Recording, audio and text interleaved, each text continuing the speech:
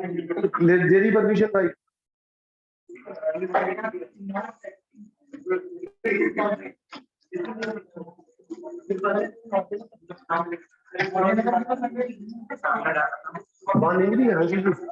Drawer खींच के देखता नहीं, वो नहीं जहाँ मैं बैठा था उसके ऐसे देख करके थे। लेकर दौड़ के लेकर तभी तो करेक्शन कराऊंगा। Jamu yes sir. अभी डिस्कशन करा दो, उसके बाद जरा मसूरी के नजारे दिखा दियो। सर फोन से परमिशन दे दो, मैं एंट्री की मैं दिखा दूंगा। हैं? सर फोन से ज्वाइन करना पड़ेगा, परमिशन दे दीजिएगा। हाँ ला pen they, pen they third का, जिसमें भी जो भी लगाया होगा उसका सही माना जाएगा। और किस क्वेश्चन में आपको तकलीफ है? 14 का दिखा। 14 का किताब ने आंसर दिया बॉम्बे। लो, इसमें मैं थोड़ा सा क्लैरिफाई कर दूं। देखो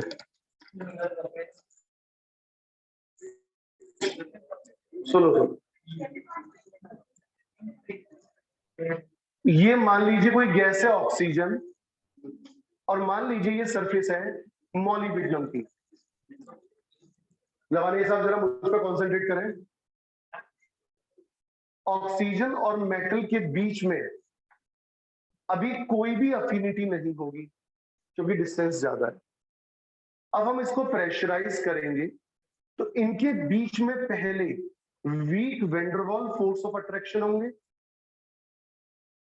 और जब ये ऑक्सीजन एटम फिजिजॉप्शन कर जाएगा और सरफेस पे आ जाएगा तो इसके इलेक्ट्रॉन के बीच में केमिजॉप्शन शुरू हो जाएगा, और जब ये यहाँ एब्जॉर्ब हो जाएगा तो उसमें प्रेशर को कोई प्रभाव नहीं पड़ेगा क्योंकि अब वो एब्जॉर्ब हो चुका है।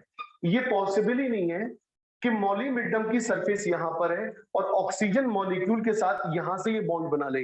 पहले सरफेस पे जाएगा, इसके इलेक्ट्रॉन के कांटेक्ट में आएगा, उसके बाद बॉन्डिंग होगी। तो जो प्रेशर वाला पॉइंट होता है बेसिकली वो किसके लिए लगता है? फिजिजॉप्शन के लिए। एक बार कोई चीज सरफेस पे जुड़ गई, एब्जॉर्ब हो गई तो केमिजॉर्ब होगी, और उस वक्त उस पर प्रेशर का कोई प्रभाव नहीं। एनसीईआरटी पढ़ो।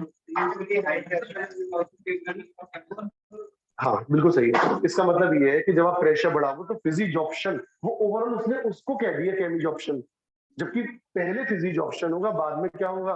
केमिजॉप्शन। अब एनसीईआरटी लाइन किस रेफरेंस में मुझे दिखाओ।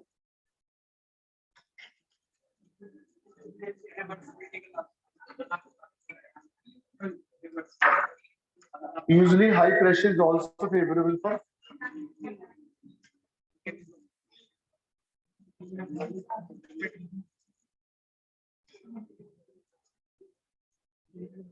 ये इन जनरल एरियाज में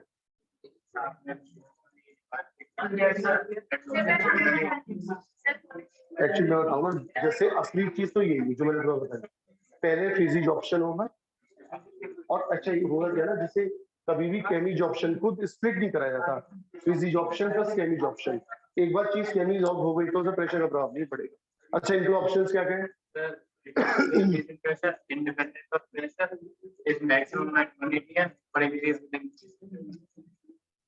जबकि केमिजॉप्शन और फिजिजी तो इन जनरल बात हो गई।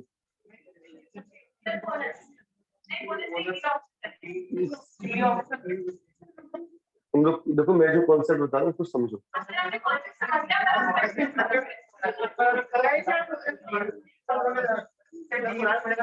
क्वेश्चन नंबर कौन सा है? 14 क्वेश्चन को मैं बाद में जेडीडी में से देख के बताऊंगा, क्योंकि देखो एनसीईआरटी जो है स्पेसिफिकली लिख रही है कि इसमें प्रेशर का प्रभाव पड़ता है, और मैं ये मान के चल रहा हूँ कि केमिजॉप्शन में जो है एक बार अगर कोई चीज सरफेस पर आ गई, देखो जैसे ये ना, ये एब्जॉर्बेट है, इस समय इसकी और इसके बीच में कोई अट्रैक्शन नहीं है, मैंने प्रेशराइज किया और ये यहाँ पर आके बैठ गया, अब ये केमिजॉर्ब होना शुरू हो जाएगा, अब प्रेशर का प्रभाव नहीं पड़ सकता इस पर। लेकिन एनसीईआरटी ने वो वाली बात लिख दी है तो गड़बड़ कर दी। मैं इस क्वेश्चन को अभी अंडर कंसीडरेशन ले रहा हूँ, इसका आंसर बाद में ओपन करूंगा। शांत हो जाए आप लोग, आज बहुत बात है, बहुत कर रहे हैं इंडिविजुअल, क्या बात है, लड़कियों में भी इंटरेस्ट ले रहे हैं, लड़कों में भी इंटरेस्ट ले रहे हैं। पेपर के डिस्कशन को लवानी से बहुत इंटरेस्ट ले रहा है, बहुत ज्यादा बिजी आज। Next question 19। हाँ पढ़े।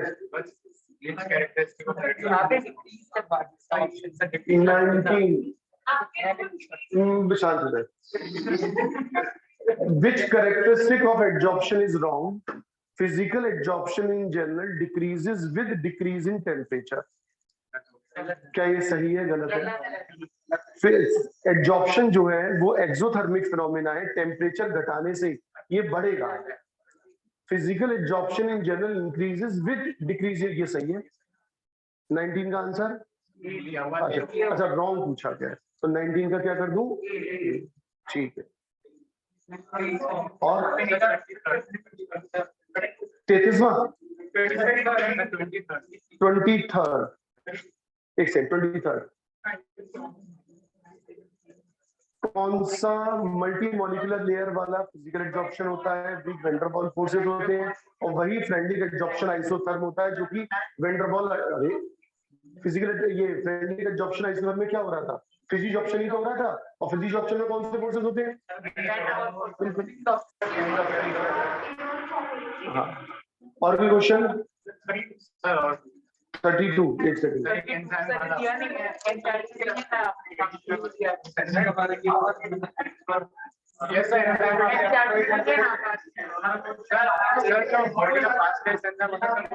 एंजाइम से रेट ऑफ रिएक्शन को कई मिलियन टाइम्स बढ़ा देते हैं।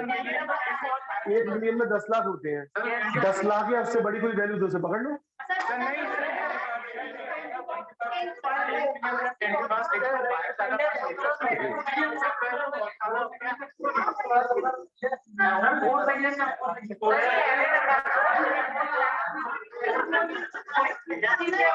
अच्छा, हमने कोई लगाया तो हम उसी से ही मानेंगे, ऐसा थोड़ी है। अच्छा, बायोलॉजी की किताब में कुछ लिखा है?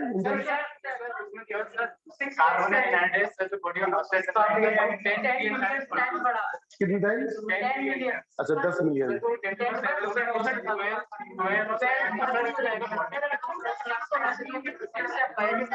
चलो अब शांत हो जाओ।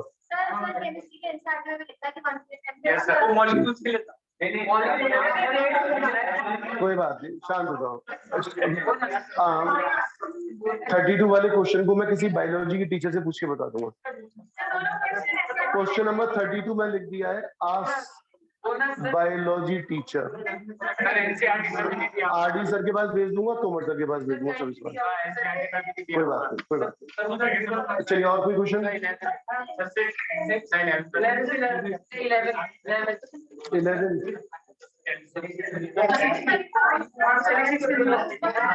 जियोलाइट के बारे में कौन सी चीज गलत है? जियोलाइट्स एल्यूमिनोसिलिकेट्स होते हैं, फोर्थ ऑप्शन बिल्कुल सही है। They have open cage structure, बिल्कुल सही, 11th क्लास के एनसीईआरटी में भी लिखा हुआ है। They are used as cation exchange, कई बच्चे कल पूछ रहे थे, पूरी कोशिश करते हैं इस क्वेश्चन को ड्रॉप कराने की मेल इंटेंशन से। जियोलाइट्स 11th क्लास में भी लिखा हुआ है, हार्ड वाटर को सॉफ्ट वाटर में कन्वर्ट किया जाता है, केटाइन एक्सचेंज करता है। और फर्स्ट ऑप्शन बिल्कुल बेसलेस है, ऐसी कोई यूनिट्स होती ही नहीं जो लिखी हुई है। बाकी 3 ऑप्शन। क्वेश्चन नंबर 6, हाँ पढ़ो, जिस बच्चे का डाउट है।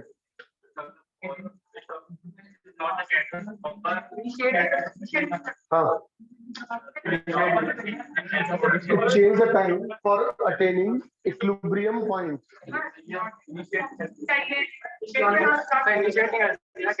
तुम सब शांत हो जाओ, सब शांत हो जाओ, बिल्कुल। किसका डाउट है वो मेरे से बात करें। हाँ जी लवानी साहब, अब पढ़ो ऑप्शन बी। कैटलिस्ट कभी रिएक्शन स्टार्ट नहीं करता। आप रिएक्शन इनिशिएट करिए एक्टिवेशन एनर्जी देकर, फिर कैटलिस्ट अपना काम करेगा, रिएक्शन को शॉर्टकट से ले जाएगा और कम टाइम में खत्म करेगा। सी ऑप्शन पढ़े, सही बात है। फोर्थ भाई, जब आपकी एक्टिवेशन एनर्जी कम हो जाएगी तो काइनेटिक एनर्जी बढ़ी जाएगी। वो बायो कैटलिस्ट का मेरे को नहीं पता, ये सिंपल कैटलिस्ट की बात कर रहा है। वैसे एंजाइम वैसा करते हैं कि इनिशिएट करते हैं, रिटन में है ऐसा नहीं, मतलब इसमें ऐसा नहीं होता। केमिस्ट्री में तो कैटलिस्ट पढ़ाए तो पढ़ा ही रहेगा। अब जैसे मैं आपको एक बहुत ही बेहतरीन एग्जांपल दूं, हाइड्रोजन और ऑक्सीजन को आप डाल दीजिए वैसे बरसों तक प्लेटिनम के साथ, जब तक आप उसे 0 डिग्री के ऊपर नहीं ले जाएंगे उस मिक्सचर को रिएक्शन नहीं होगी। अगर कैटलिस्ट को इनिशिएट ही करना होता तो रिएक्शन कर देता। चलिए 10th क्वेश्चन पढ़े। इतने डाउट तो मैंने बोर्ड पे लिख लिया था, मुझे लगा 2-3 डाउट है बस। हाँ 10th क्वेश्चन पढ़िए।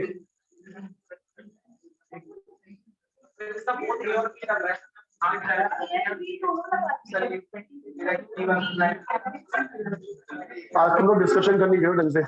आज आपस में मैं तीसरी बार टोक रहा हूँ, आज क्लास में बातें हो रही है लगातार और मेरे को फिर खेल गुस्सा आता है, बहुत तेज गुस्सा आता है। 3 बार कहने के बाद भी लवानी साहब सीधे नहीं बैठ रहे। आज बहुत बात हो रही, डिस्कशन बिल्कुल भी क्वालिटी वाला नहीं हो रहा। ऐसा लगा सब्जी मंडी में हमारी सुन लो, मतलब पूरी कोशिश ये कर रहे हैं कि हमारा वाला आंसर सिद्ध हो जाए कैसे भी करके। आप ठीक है, आप अपना आंसर प्रूव करके करवा दीजिए, लेकिन उसके लिए एविडेंस तो दीजिए, कहीं रिटर्न तो हो, कुछ तो हो, डिस्कशन तो हो एटलीस्ट। 10th क्वेश्चन जिस बच्चे का वो पढ़े केवल पढ़िए। सही है गलत है सर? सही है। बी ऑप्शन पढ़िए। हाँ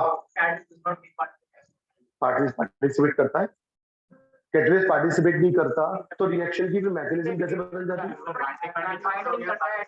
कैटलिस्ट पूरी तरह से पार्टिसिपेट करता है। सी हाँ याद करो वो डायग्राम, बीच का जो गैप था डेल्टा एच या डेल्टा जी वो तो सेम रहता है। हाँ गलत, दोनों के लिए जितना फॉरवर्ड रिएक्शन की रेट के कांस्टेंट को बढ़ाता है उतने ही बैकवर्ड को बढ़ाता है। तो आंसर हमें बताइए, किताब का आंसर है ए। अगला क्वेश्चन जिस बच्चे का है वो पढ़े और बीच में जरा भी आवाज नहीं होनी चाहिए किसी की भी।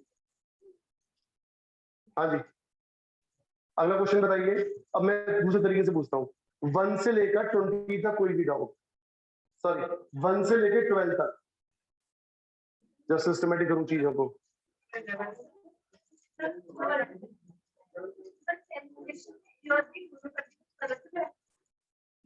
टेंथ क्वेश्चन में बी कैसे हो जाएगा बताइए?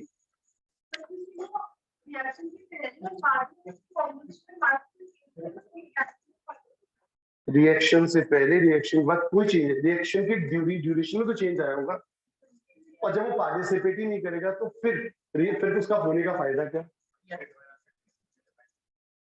ठीक है ना। अब जैसे ये बच्चा 4 दिन बाद बाथरूम में नहाने के लिए घुसा, कपड़े पहन के गया था, कपड़े ही पहन के आया, तो क्या अंदर नहाया नहीं? नहाया।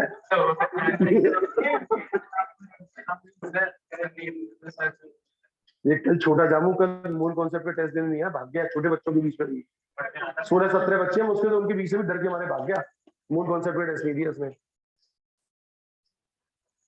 और कैसे हल्के हल्के क्वेश्चन थे, एक ग्राम हाइड्रोजन में कितने एटम होंगे, ऐसे क्वेश्चन भी उन बच्चों को फेस नहीं कर पाया, भाग गया। फायदा क्या फिर पढ़ने का? मत ये शाम को से मुर्गा उड़ा दूंगा तेरे को आया तो। हाँ 11th वाला क्वेश्चन, हाँ बताए, अभी तो डिस्कशन करवाया था।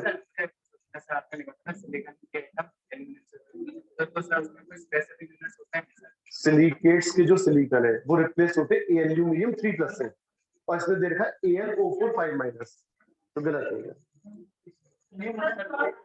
3rd क्वेश्चन पढ़ो।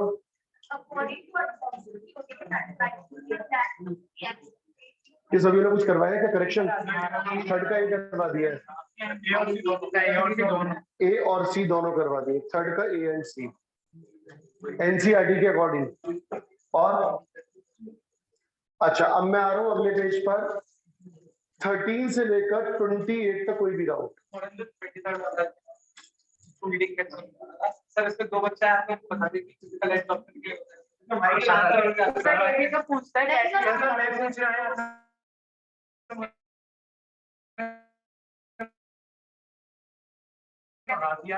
कब बताया सर?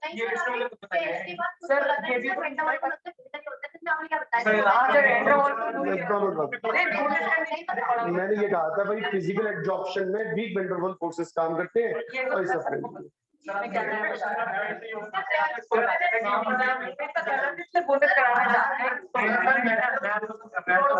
तुम ये कहना चाहते हो कि पक्षपात हो गया, या तो पूरी क्लास को बता दिया, किसी को नहीं बताते।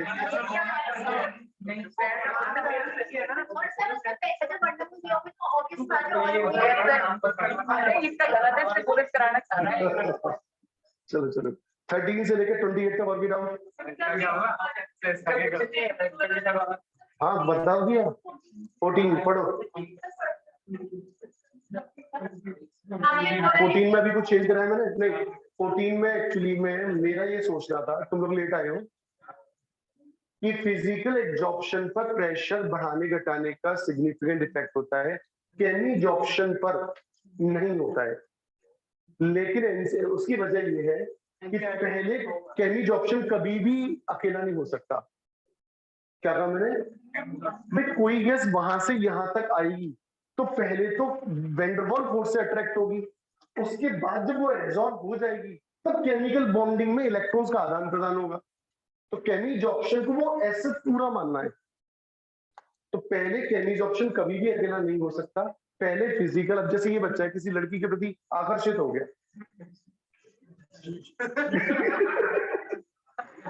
अब समझ पा रहे? तो पहले इसको संबंध बनेंगे, नैन मटके होंगे, फोन नंबर के आदान प्रदान करेगा, उसके बाद ब्याह शादी करेगा। बात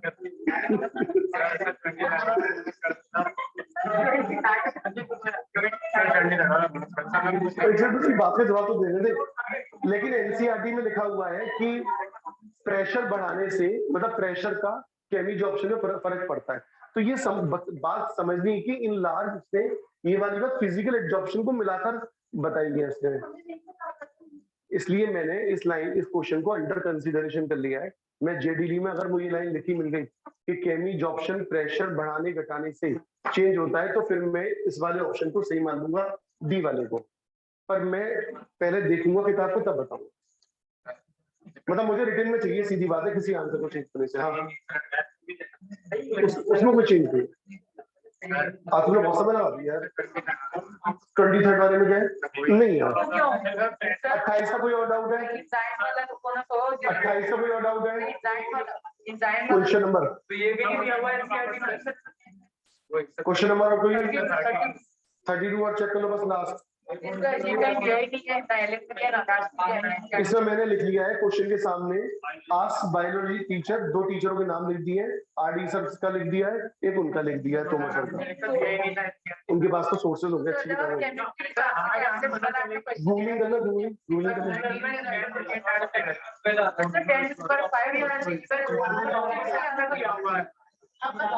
अब शांत हो जाओ। नहीं, मैं इन बातों से इन्फ्लुएंस नहीं होगा। अगर जो चीज मेरे पास रिटन में होगी केवल वही आंसर मानूंगा, मैं किसी की बात को नहीं मानूंगा। 3rd क्वेश्चन का आंसर ए और सी करा दिए हैं। 14 क्वेश्चन मैंने अंडर कंसीडरेशन ले लिया है, क्योंकि एनसीईआरटी में लिखा हुआ है, इसलिए हम एनसीईआरटी की बात को काटेंगे नहीं। और 32 क्वेश्चन में लिख दिया, बायोलॉजी वाले टीचर से पूछ के बता। 19 में क्या है? 19 का ये करा, ठीक है। अगले टेस्ट का सिलेबस नोट करो। बड़ा वाला, बड़े वाले में टेस्ट में क्या क्या है मुझे बता दो, मैं 5 चैप्टर फिजिकल के आ रहे हैं, सरफेस केमिस्ट्री पूरी हो जाएगी। सीएल इधर है, 5 चैप्टर फिजिकल के, यूनिट नंबर 6 हमारी स्टार्ट हो गई क्या? वो चल रही है, चलो लिखो ले।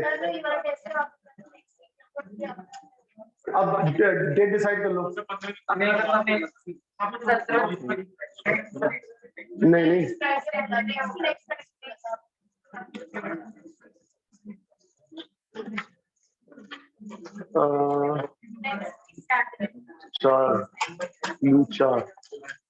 4 तारीख को टेस्ट लूंगा मैं आपका।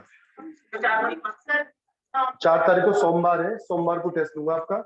4 तारीख बहुत दिन है अभी।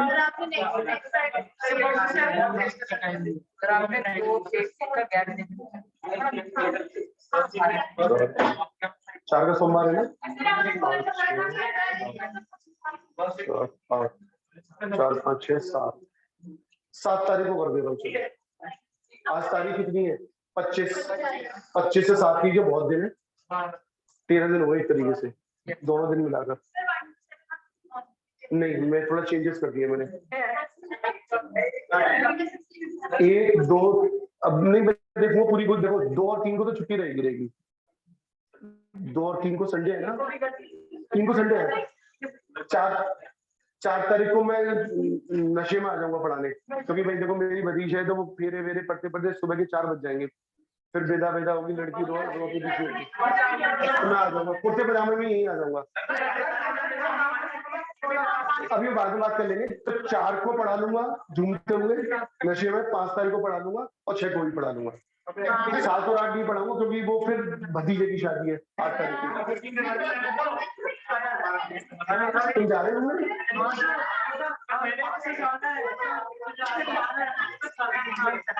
चलो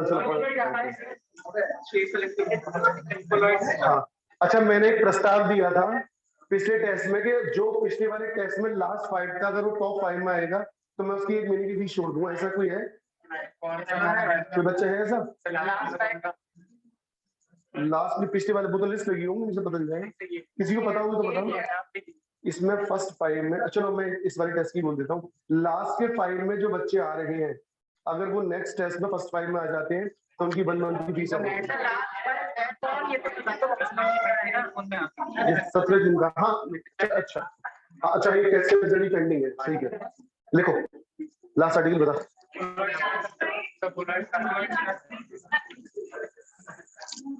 हाँ लास्ट क्या बोला?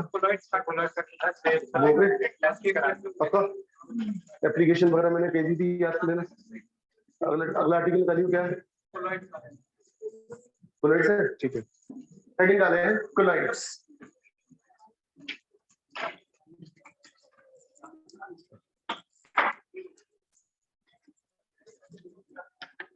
लिखिए कोलॉइड्स और ब्रैकेट में कैपिटल लेटर में लिखना कोलॉइडल स्टेट। आज वो नहीं आया है दिव्यांश, दिव्यांश तोमर वो कहाँ गए? अच्छा अच्छा, दिव्यांश दिनेश तोमर नहीं आया आज, ओजस नाथ कोटा चले गए। हाँ कोटा चले गए, अब जब लौट के आएंगे फिर आएंगे।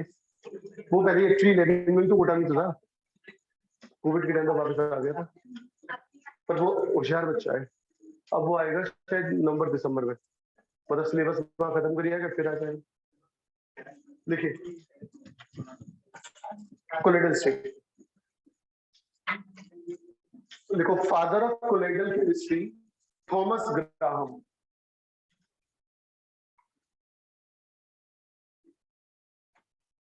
Thomas Graham, father of colloidal chemistry Thomas Graham. और थोड़ी डिस्कशन बहुत जरूर से समय लगा लिया। पेपर आसान था तो मैं देखता हूँ जब पेपर आसान होता है तो तुम लड़ने मारने को उतारू हो जाते हो एक एक नंबर के चक्कर में। और जब हमारा सही होता है तो ये अच्छा यही हेल्दी कॉम्पिटिशन लेना चाहिए। आराधना जी क्या चक्कर चल रहा है, नंबर क्यों नहीं आ रहे? ये कुछ टेस्ट थोड़ी था बेटे किसे रटने वाले सारे सवाल थे, जो थ्योरी थी वही क्वेश्चन है। पिछला ये डिस्कशन जो हुआ यार, अरे ये जो डिस्कशन हुआ है अभी, कोई सा भी रिजल्ट हो, कोई सा भी चैप्टर हो, नंबर क्यों नहीं आ रहे? कोई सा भी नंबर आ क्यों नहीं रहे?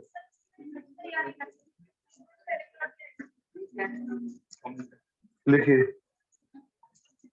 मैंने आपको देखो तब भी समझाया था शायद कुछ दिनों पहले भी, अगर नंबरों में नंबर बढ़ने शुरू नहीं हुए, भले धीरे धीरे बढ़े, अगर नंबर बढ़ने शुरू नहीं हुए तो 2-4 महीने के बाद अ काइंड ऑफ डिप्रेशन दिमाग में आता चला जाएगा, नेगेटिव पर्सनैलिटी हो जाएगी, उस वक्त सिलेक्शन डिफिकल्ट।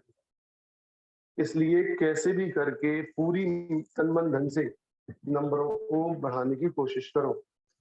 हाँ कोई क्वेश्चन आउट ऑफ सिलेबस की वजह से तुम्हारे नंबर कम आ रहे हैं तो ठीक है, वो सबके लिए बराबर है, पर अगर ये नेगेटिविटी लगातार रही तो तकलीफ हो जाएगी तुम्हें।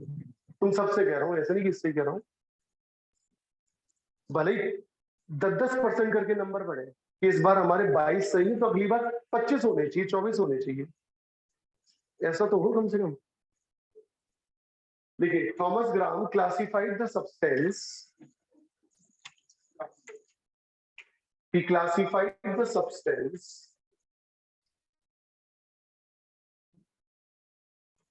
he classified the substance on the basis of diffusibility. आजकल मतलब कोई ऐसा कुछ खास नहीं टॉपिक्स में. On the basis of diffusibility through animal membrane or parchment paper.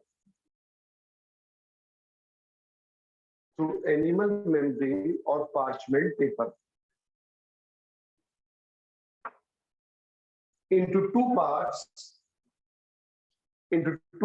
Number one,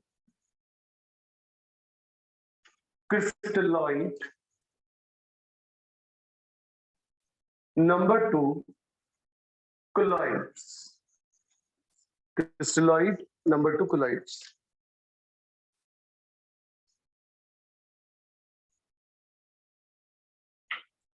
लिखे. Number one, crystalloid.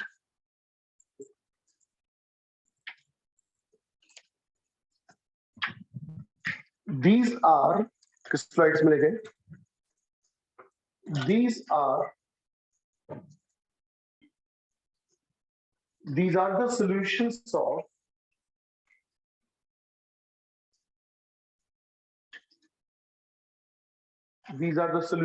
of common salt, urea, sugar, which rapidly get diffused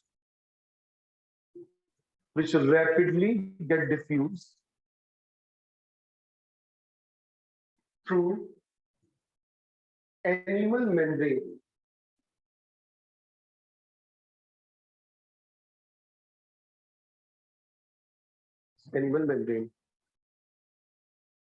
On the other hand, एक साथ ही लगा दो क्योंकि जनरलाइज अभी वो चल रहा है, इंट्रोडक्शन चल रहा है चैप्टर का. On the other hand, colloids are of organic, inverted comma में लिखना organic, are of organic origin,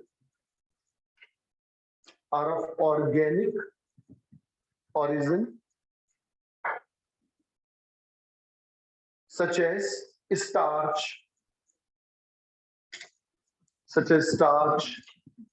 gum, gelatin,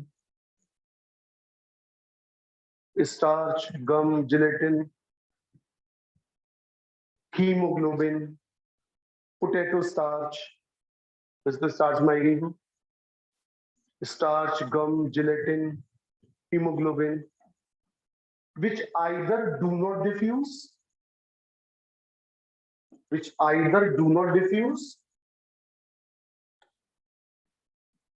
or diffuse very slowly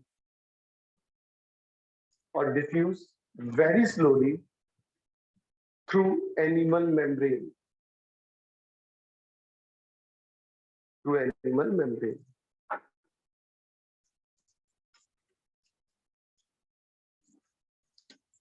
हाँ भाई, अच्छा यूं समझ लो कि ये जो पार्ट हमारा चल रहा है, पूरी ऐसा पार्ट चल रहा है जस्ट लाइक इनऑर्गेनिक केमिस्ट्री होती है ना, वैसा वाला पार्ट चल रहा है.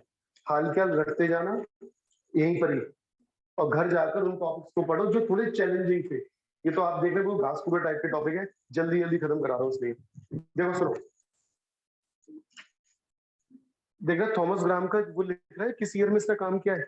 एनसीईआरटी ओपन कर लो, ये नाम ही नहीं लिखा उसका, उस गरीब का फादर का नहीं लिखा हुआ, लिखा हो तो शुरू में लिखा. हाँ बेटा, तो चलाया तो नहीं, तो चला दे, ये बिल्कुल पूछने की बात है. देखो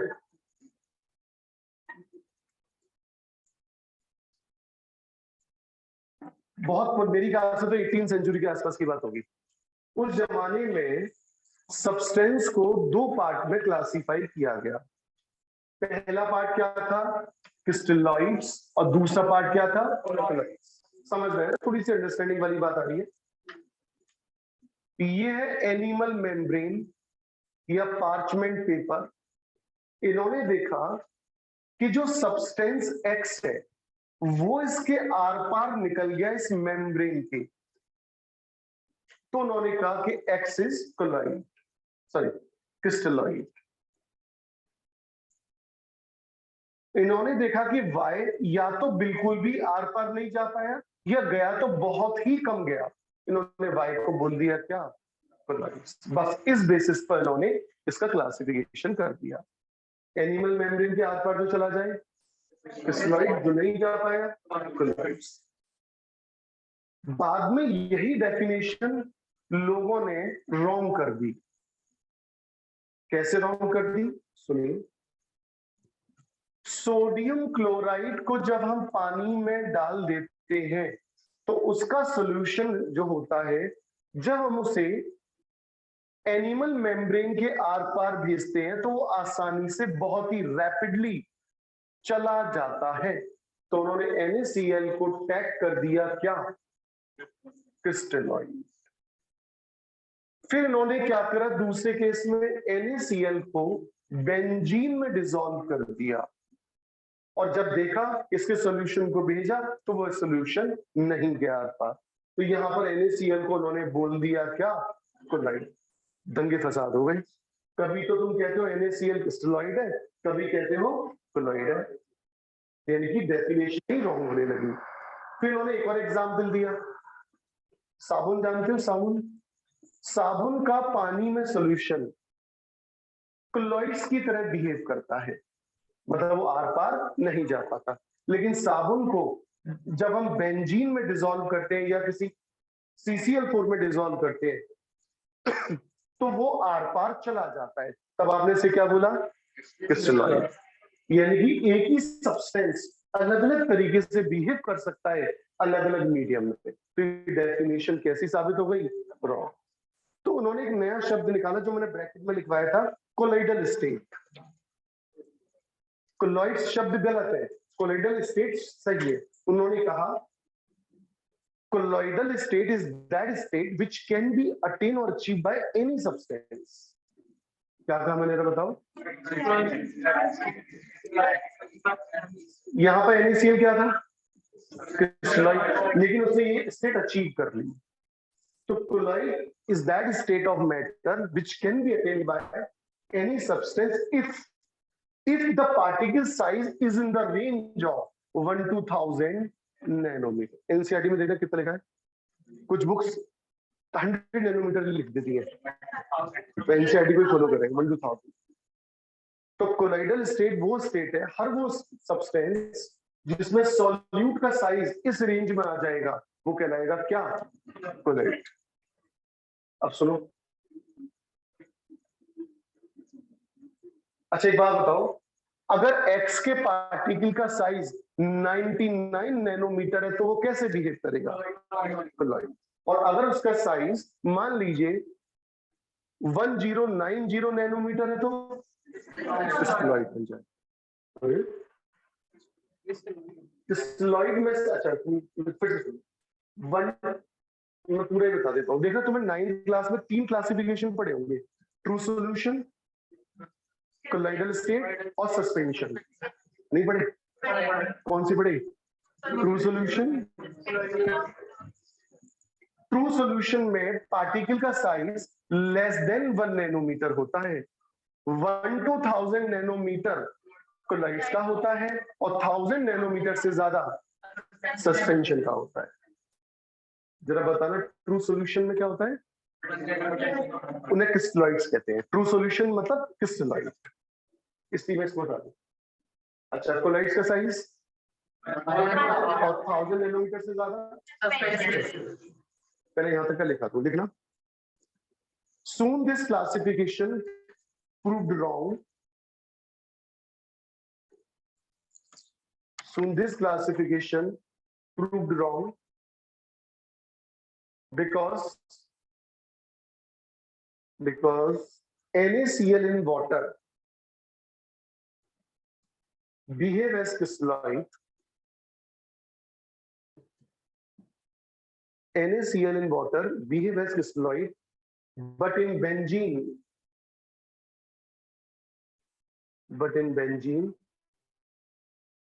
it behave as collides. Thus, अच्छा ऐसी सोप का भी लिखा हूँ, समझिए सोप पानी में कैसे बिहेव करता है और ऑर्गेनिक सॉल्वेंट में इसमें। Thus colloid is that states of matter. Thus colloids is that states of matter which can be achieved by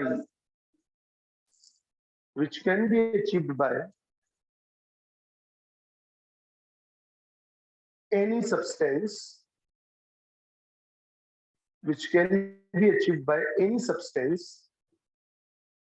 in which particle size is in the range, इसको highlight करें, the particle size is in the range of 1 to 1000 nanometer. Particle size is in the range of 1 to 1000 nanometer. तो colloid कोई substance होते हैं क्या? बस इतना बताओ, क्या कोलॉइड कोई सब्सटेंस होते हैं? नहीं, कोलॉइड एक स्टेट ऑफ मैटर है जिसे कोई भी प्राप्त कर सकता है। अब जैसे ये बच्चा समझ सर, जब तक ये नहा के नहीं आएगा तब तक मैं इसे ऐसे खींचूंगा। कब नहा के आएगा?